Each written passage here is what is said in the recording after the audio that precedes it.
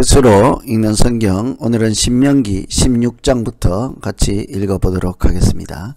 신명기 16장을 시작하기 전에 현재 16장의 위치가 어디인지 전체적인 그림부터 생각하고 읽으면 좋겠습니다.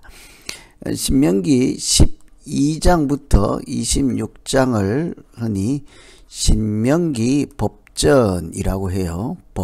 신명기법입니다. 신명기법이라고 합니다.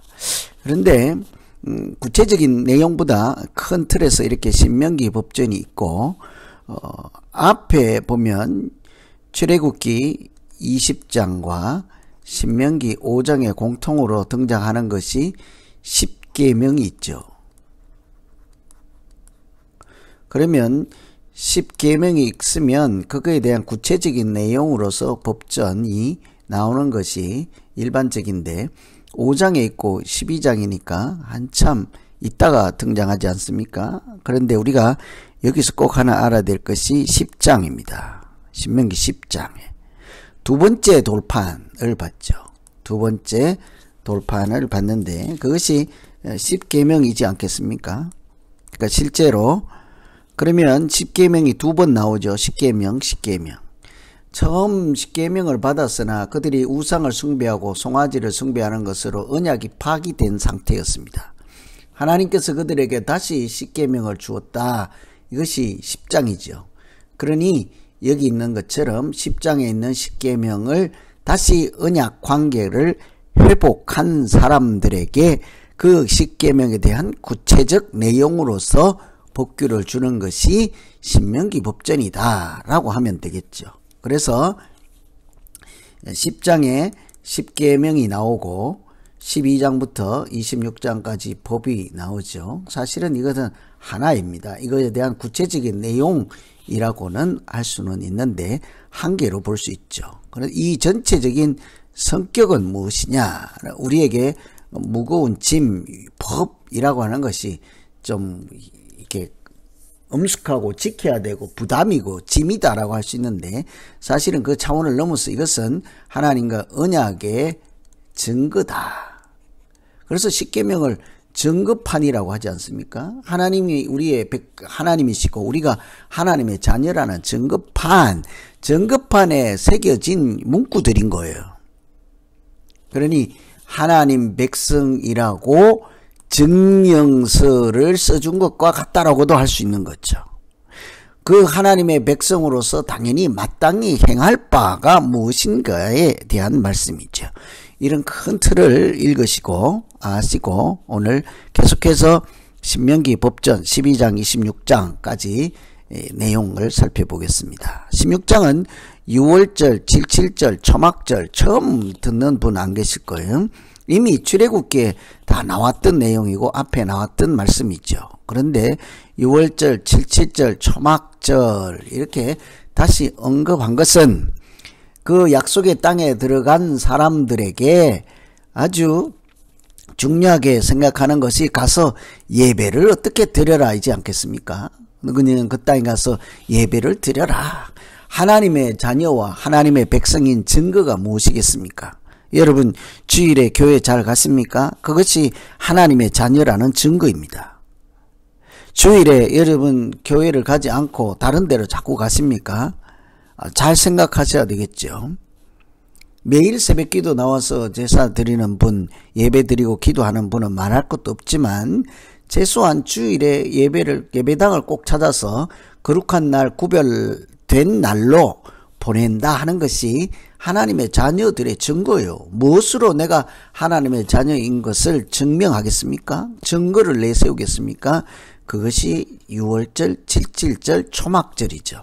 너희는 1년에 3번 하나님 앞에 나타내라 하는 것이죠. 특별히 이 6월절은 한 해의 시작입니다. 이것은 끝이 초막절은 끝이죠.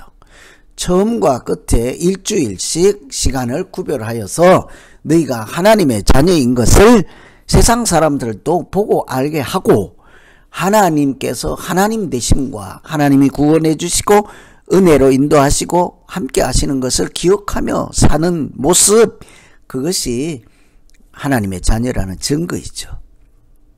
그래서 유월절과 하나님 백성들의 한 해가 시작이 초막절로 끝날 때 시작과 끝을 일주일씩 한 주간씩 시간을 구별하여서 하나님을 기억하고 은혜를 감사하고 그렇게 살아가는 것이죠.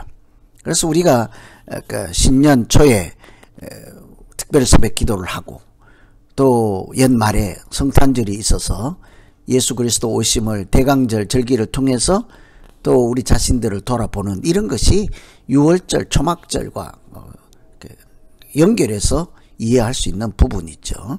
물론 추수감사절 포함해서 그때부터 이렇게 마지막 때까지 성탄절 때까지를 기간을 두고 앞 한 해의 시작과 끝을 하나님과 더불어 시작하고 마무리한다 하는 개념으로서 이해하셔도 되겠습니다. 이런 절기는 우리가 은혜를 기억하며 살아가는 장치이기도 하죠. 이때 중요한 것은 흠없는 제물을 드리라 하죠. 절기 때마다 우리가 특별 헌금을 하지 않습니까? 참 중요한 의미를 가지고 있습니다. 절기 때는 아주 초실절 이렇게 처음 거둔 곡식을 드리고 마지막 거둔 곡식을 드리고 하나님 앞에 특별한 예물을 드리는 것, 우리가 그런 것을 통해서 하나님의 정신과 하나님의 뜻이 세상에 드러나게 하며 살아가는 것, 이런 것이 참 믿음 생활에서 중요한 부분이라 하겠죠. 우상 숭배자는 죽이되 두세 사람 증인을 세우라. 그지? 하나님을 기억하며 살 때 해야 될 일과 하지 말아야 될 일, 이렇게 구별한다면 하지 말아야 되는 일의 대표가 우상이죠. 우상 숭배. 그래서 하나님을 사랑하는 자는 우상을 섬기지 않는 그 자체로 하나님을 사랑하는 증거가 되겠습니다. 두세 사람 증인을 세우라. 우리가 이웃과 더불어서 또 무슨 판결을 할 때 또 입증을 할 때 항상 혼자서가 아니라 두세 사람 증인을 세우라. 객관성을 확보하라는 이야기도 되겠지만 두세 사람이 있는 곳에 하나님이 함께 하신다 했으니 그 두세 사람 가운데 하나님이 보고 계신다 하는 뜻도 포함되었다라고 할 수 있겠죠. 어려운 판결은 제사장에 가져가고 재판장에게 물어라. 사람들에게 나누어서 10부장, 100부장, 50부장에서 같이 어려운 하나님의 율법을 지키며 살아가는 삶을 하되 중요한 것은 재판장에게 가지고 오라. 그래서 하나님 나라는 함께 세워가는 것이 중요하겠죠. 특별히 왕은 말 안에 은금을 이렇게 갖지 말라. 금, 말, 아. 그래서 저는 그렇게 외우고 있습니다. 금하는 거, 금말하죠. 금, 돈입니다. 말, 군대의 힘입니다. 아, 아내죠. 아내를 금 많이 갖지 말고 군대의 힘을 갖지 마. 돈을 많이 갖지 말고 군대를 갖지 말라는데 아내를 많이 갖지 말라. 많이 가지면 좋은 거 아니겠습니까? 옛날의 상황에서 많은 첩이나 이제 후궁을 거느리고 그 자손을 왕이 누구 될 후계자를 계승하는 차원에서도 중요한 개념이겠죠. 근데 왜 말 아내를 많이 금말 아내를 많이 두지 말라 할까? 여기에 아까 우상 숭배를 하지 말라 하는 것과 연결되어 있습니다. 아내는 다른 외국과 이렇게 평화조약을 맺으면서 외국의 아내를 데려와서 외국 왕비를 아내로 삼고 하는 그때에 자연스럽게 우상이 들어오죠. 이 아내를 많이 갖는 것은 우상 숭배와 관련이 있는 것을 꼭 깊이 생각할 필요가 있겠습니다. 이렇게 16장, 17장 절기를 통해서 하나님의 사람인 것을 이렇게 증거를 가지고 살고 또 우상 숭배와 또 재판하는 과정에서 어떻게 하나님의 사람들이 실제 생활에서 현실에서 살아야 하는가 하는 차원에서 깊이 생각하며 말씀 읽으시면 되겠습니다. 18장 20장에는 가증한 일, 복술자, 길흉을 말하는 자, 신접한 자, 무당 이런 것이 다 무엇이라고 하겠습니까? 한마디로 하나님 대신하는 자, 하나님 노릇하는 자죠. 자기가 마치 하나님인 양 하는 거예요. 복의 근원은 누구십니까? 하나님이시잖아요. 근데 그들이 복을 빌어준다, 복을 내가 준다, 길과 흉을 내가 말한다, 내 손에 달려있다, 그러는 순간 하나님 자리에 앉는 사람이죠. 마치 자기가 신과 같이 노릇하는 사람들, 앞날을 다 예측해서 말해준다고 하며 대가를 받는 사람들, 이런 사람들을 가정하다 그러죠. 가정은 하나님과 대적하는 표현이지 않겠습니까? 나와 같은 선지자를 일으키리니 그를 들을지어다. 그래서 하나님이 예비하신 것은 나와 같은 선지자입니다. 나와 같은 선지자는 모세를 지칭하겠지만 결국은 예수 그리스도, 하나님께서 하나님의 아들로 이 세상에 보내서 하나님이 통치하시고 살아계시고 역사하심을, 또 역사의 주인공, 주관자 되심을 이렇게 우리에게 보여주시고 십자가를 통해서 구원하실 참 선지자를 보내주신다는 말씀이죠. 도피성은 하나님 백성들이 살아가는데 절대로 필요한 것이지 않겠습니까? 무지한 피를 흘리지 않도록 하는 것입니다. 나와 같은 선지자를 일으킬 것과 도피성을 통해서 이미 예수 그리스도를 우리에게 예고해 주고 있습니다. 도피성이라고 하는 것은 약속의 땅에 요단강을 중심으로 왼쪽에 셋, 오른쪽에 셋 해서 근거리에서 누구든지 즉시 도망하여 피할 수 있는, 생명을 급하게 구원받을 수 있는 이런 장소를 두라이죠. 내가 고의가 아니라 우발적인 사고나 무지하게 피를 흘렸는데 무고한 또 보복, 지나친 보복을 당하지 않고 재판에서 죄가 규명되기도 전에 생명을 빼앗기는 일이 없도록 하라. 생명 존중 사장입니다. 죄인도 보호해 주시는 하나님의 긍휼이시죠.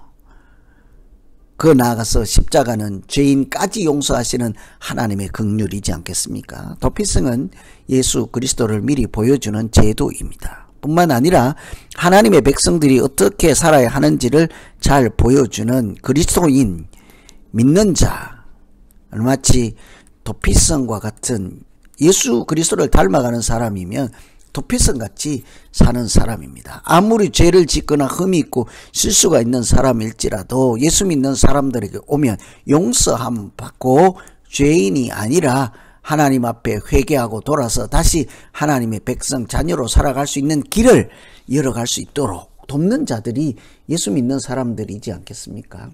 그래서 교회에서 자꾸 정죄하고 불평 불만하고 심판하고 재판관 노릇하는 것이 사실은 가장 큰 죄요 잘못이죠라고 할 수 있겠죠. 그래서 하나님께서도 성경에, 신약 성경에 재판관 노릇하지 말라 합니다. 다른 사람에게 자꾸 잣대를 들여대지 말라. 네 눈에 있는 티끌을 먼저 살펴야 하죠. 들보이기 때문입니다. 뿐만 아니라 20장에 전쟁에 대한 것이 나오죠. 두려워하지 말라. 하나님이 함께 하신다. 전쟁의 주관자 대신 하나님 말씀하고 있습니다. 이런 모든 것이 하나님의 자녀로 살아갈 때 신분증에 기록된 하나님 백성이다 하는 증거예요. 그러니까 내가 하나님 노릇을 하지 않고 내가 사람들의 생명을 구원해주는 그런 은혜의 통로가 되어서 살아가면 그것이 하나님의 백성이라는 증거가 된다는 말씀이죠. 21장에서 25장은 총회와 약자입니다. 암몬, 모압은 오른쪽에 있는 암몬, 모압, 에돔, 이렇게 사실은 하나님 나라 백성들과 형제 나라라고 할 수 있죠. 그런데 이들은 총회에 들어오지 못한다. 출애굽에서 애굽으로 들어갈 때 이들이 하나님 백성들의 길을 막았었고 또 하나님의 말씀을 이렇게 무시하고 우상을 숨기는 그런 소굴이 되지 않습니까? 이들과 이렇게 총회에 들어오지 못하게 하였습니다. 에돔은 3대 후에 총회에 들어올 수 있게 하였죠.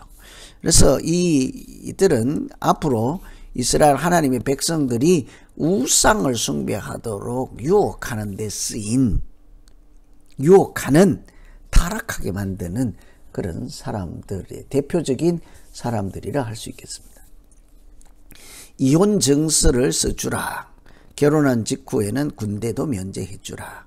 이런 것은, 이혼 증서를 써주는 것은 사실은 약자를 보호하는 것입니다. 이혼을 하면 이제 과부가 되겠죠. 혼자 몸이 되지 않습니까?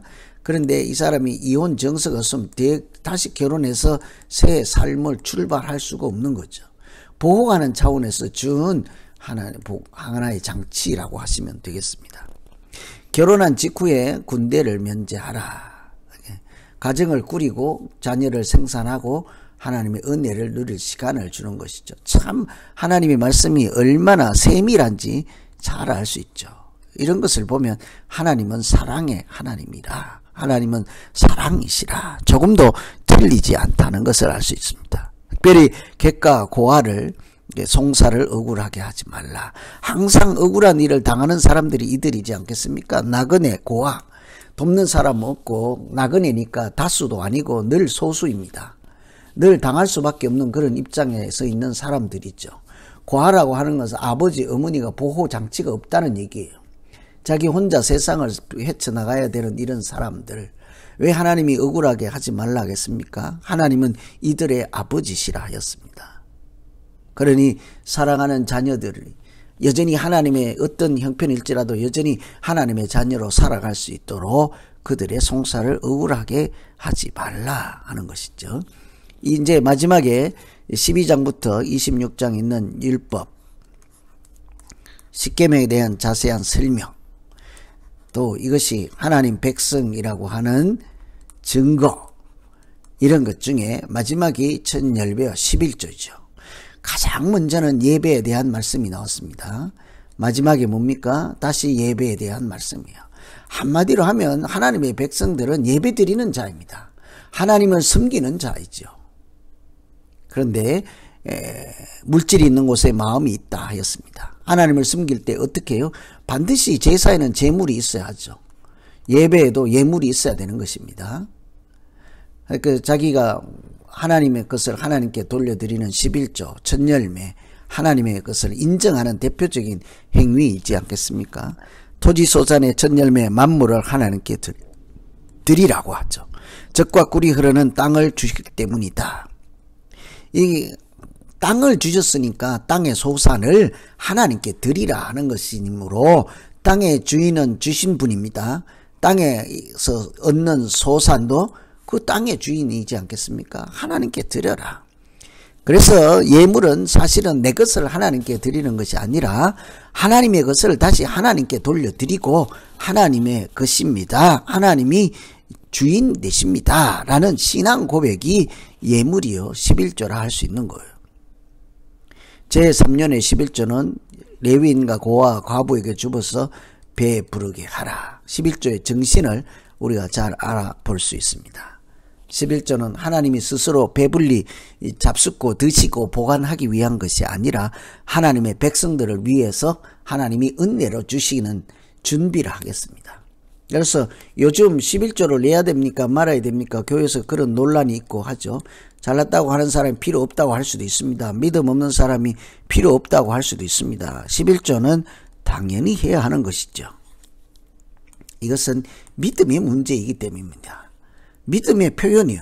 믿음의 고백이요.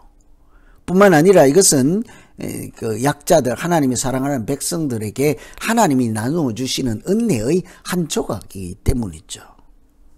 그래서 교회에서 장로나 권사 이 정도 되면 틀림없이 11조로서 교회가 가지고 있는 사명에 대한 책임에 같이 참여해야 하는 것이죠. 제가 언제 때가 되면 주일 예배나 우리 전 교인이 모인 자리에서도 다시 한번 말씀드리려고 합니다. 반드시 11조는 해야 하는 것이죠. 사실은 이것이 아무런 믿음 차원이 아니더라도 내가 교회의 지도자이라고 하면 그 리더로서의 무슨 책임이 있겠습니까? 거기에 교회가 공동체가 유지하고 지탱할 수 있는 즉 금전적, 경제적 여러 가지 책임 중에 하나를 자기가 많은 부분을 당연히 감당해야 하는 것이죠. 그러나 그것보다 더 중요한 것은 11조는 하나님께서 우리에게 주신 은혜의 통로입니다. 너희가 11조를 하나님께 드려보라. 그리하면 내가 하늘의 신령한 복, 땅의 기름진 복 채워줄 수, 네가 다 받아 누릴 수 없을 만큼 채워둘 곳이 부족할 만큼 주신다 하는 것이 하나님의 말씀이지 않습니까? 어쨌든 중요한 것은 제 12장 26장 이렇게 십계명 연결된 것이죠. 이것이 합해서 하나님의 백성이라는 신분, 또 언약, 서에 대한 내용이죠.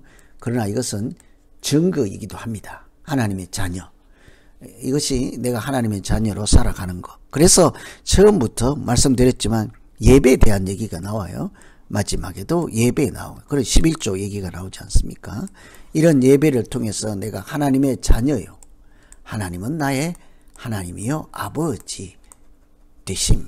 이것이 신명기의 말씀입니다. 왜 이런 얘기를 할까요? 이제 곧 약속의 땅에 눈앞에 두고 있는 사람들이에요. 그 땅에 들어가서 너희는 무엇으로 하나님의 자녀로 살라 하는 다시 말씀이죠. 오늘 이 세상을 살면서 신명기 말씀을 다시 마음에 새기고 그 말 안에와 같은 이런 세상적인 힘을 가질 것이 아니라 율법을 그 마음에 두라 하신 말씀처럼 이 하나님의 말씀으로 하나님의 자녀인 증거를 우리가 제시할 수 있고 예배드리는 삶으로 기도와 말씀 읽는 삶으로 하나님의 자녀된 증거를 나타내며 우리가 11조와 또 여러가지 하나님 주신 은사와 은혜로 이 세상에 그리스도의 향기를 나타내기에 부족함이 없는 우리 모두 되기를 간절히 기원합니다. 다음 시간에 신명기 마지막 부분 계속해서 읽도록 하겠습니다.